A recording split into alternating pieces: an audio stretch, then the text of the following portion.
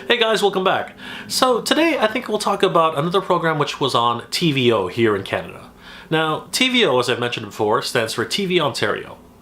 It's usually geared towards younger children, depending on the programming slot, somewhere between the ages of 2 and 10 years old. I remember growing up here in Ontario and watching a cartoon which was really special to me when I was growing up, but as I look back at it now, it seems as though the animators and the creators were on something else when they created this show. Today, guys, we're going to be talking about Doctor Snuggles.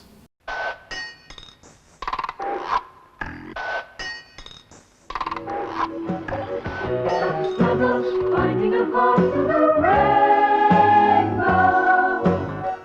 Doctor Snuggles builds a clever machine.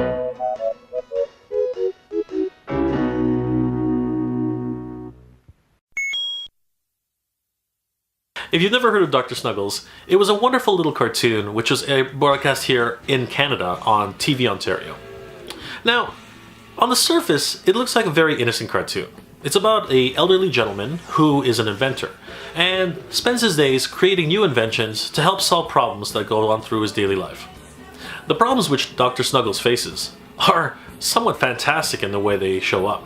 For example, in one episode, aliens from another planet are stealing our water. Now, normally that wouldn't sound like a big deal. I mean, it would just make the water levels decrease.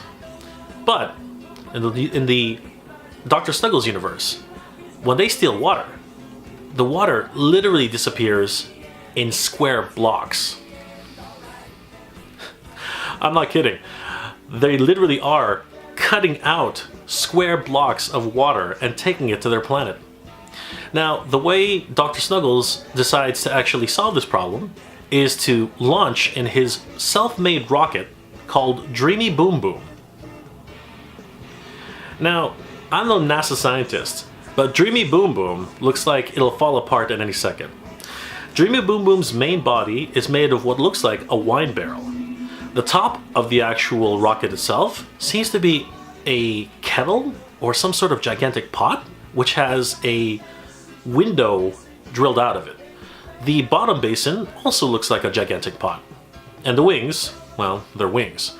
And the way the rocket starts to blast off is by a switch, which you have to climb out the top of the window in order to pull, and then the ignition starts.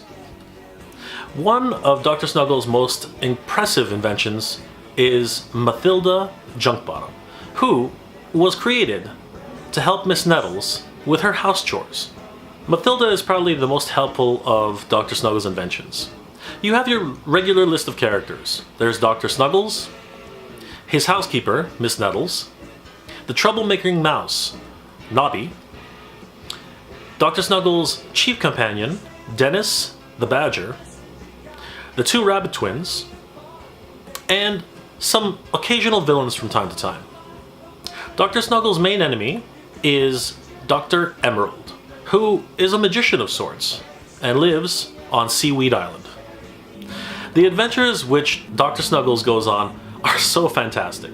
In one case, he actually travels into this night sky and meets with dreaming sheep. You know, the kind you count when you want to go to sleep. There he encounters a wonderful creature named Moogie. Moogie appears as a camel who enjoys a spot of tea. I should mention now that the series itself is very British in its culture, and Moogie loves to have Dr. Snuggles snuggle in between his humps while enjoying a cup of tea. Welcome to Lavender Lullaby. Who said that? Me. A cup of tea, Doctor. You take sugar. Don't be frightened. Come on. Coming. That's right. I'm Woogie. Sit between my humps. You'll be more comfortable. There. Thank you. What can I do for you, Doctor? Looking at the series now as an adult, I really have to think that the animators and the creators, in a lot of ways, it seems like they were on some other sort of influence while creating the series. I'm kidding. But truthfully, the series itself is a wonderful series. The animation was so well done, and it really was a series which was beyond its time. I really look fondly back at the series because it sort of allowed me to remember how imaginative it was being a child. I wasn't restricted by, the daily pressures of everyday life. I could just sit back and imagine what it was like to go on one of Dr. Snuggles' adventures. It really was a magical animation, which allowed me just to keep dreaming and keep imagining. And you know what? That's something special.